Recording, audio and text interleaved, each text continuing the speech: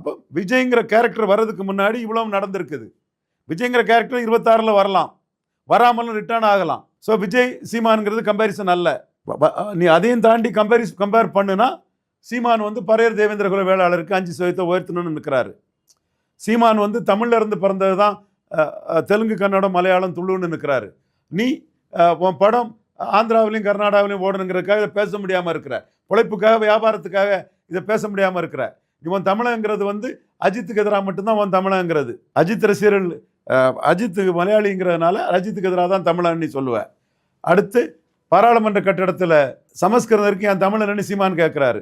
விஜயால் அதை கேட்க முடியல. கேட்டால் பிராமணர்கள் எதிர்ப்பை சம்பாதிக்கணும், பிராமணர்கள் பவர்ஃபுல் கருத்துருவாக்கிகள், அந்த பிராமணர்கள் பேர சொல்லலை, இவெல்லாம் நம்மளை கவுத்துருவான்னு பிராமணனை கண்டு நீ கழிஞ்சிட்டு இருக்கிற.